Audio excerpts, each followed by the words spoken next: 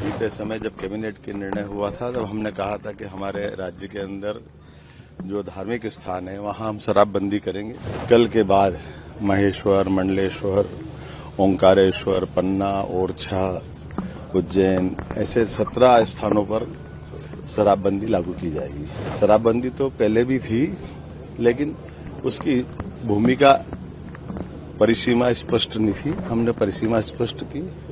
हम अपने अतीत के ऊपर गर्व करना चाहिए। उसको अगर कोई अतिरंजित का बात कहता है या वो कम्युनल बात कहता है तो कम्युनल तो वो थे। मैं महेश्वर में मां अहिल्या की नगरी में आया हूं। मुझे इस बात का मन में बड़ा गर्व है कि अहिल्या माता की नगरी से बीते समय जब कैबिनेट के निर्णय हुआ था तब हमने कहा था कि हमारे राज्य के अंदर जो धार्मिक स्थान है वहां हम शराबबंदी करेंगे। मुझे इस बात का संतोष है कि कल के बाद महेश्वर, मंडलेश्वर, ओंकारेश्वर, पन्ना, ओरछा, उज्जैन ऐसे 17 स्थानों पर शराबबंदी लागू की जाएगी।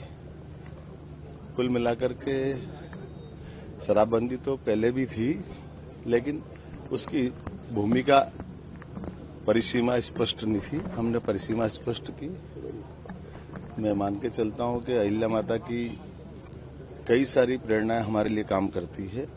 उन प्रेरणाओं के आधार पर हमारी सरकार के द्वारा जिस प्रकार से काम किए जा रहे हैं वो जनहितैषी काम की प्रेरणा अगर कोई है तो अहिल्या माता है। मेरी अपनी ओर से अहिल्या माता के चरणों में प्रणाम। आज मैं मां अहिल्या पे एक नाटिका बनी थी, उसका शुभारंभ करने भी आया था और इस अवसर पर एक चीज और जोड़ना चाहूंगा। मध्य प्रदेश वो राज्य जिसने यशस्वी प्रधानमंत्री श्रीमान नरेंद्र मोदी जी के नेतृत्व में शिक्षा नीति लागू की थी जब मैं शिक्षा मंत्री था। आज एक लेख लिखा है श्रीमती इंदिरा गांधी ने और उन्होंने उस शिक्षा नीति को लेकर के जो बात कही है, मैं कटु शब्दों में उसकी निंदा करता हूं। मुझे इस बात का ऐसा लगता है कि उनने वो नई शिक्षा नीति देखी नहीं है। हम अपने अतीत के ऊपर गर्व करना चाहिए। उसको अगर कोई अतिरंजित का बात कहता है या वो कम्युनल बात कहता है तो कम्युनल तो वो थे। अगर हम महाराज शिवाजी, अकबर में तुलना करेंगे, महाराज शिवाजी और औरंगजेब में तुलना करेंगे तो हमारी जड़ें तो शिवाजी तरफ जुड़ना चाहिए। हमारे देश के जो नागरिक हैं उनके प्रति भाव होना चाहिए। ये रहीम रसखान का भी सम्मान करता है, अच्छी बात है, लेकिन रहीम रसखान ने यहाँ के भगवान कृष्ण की भक्ति गाई है, जड़ों से जुड़ने का प्रयास किया है।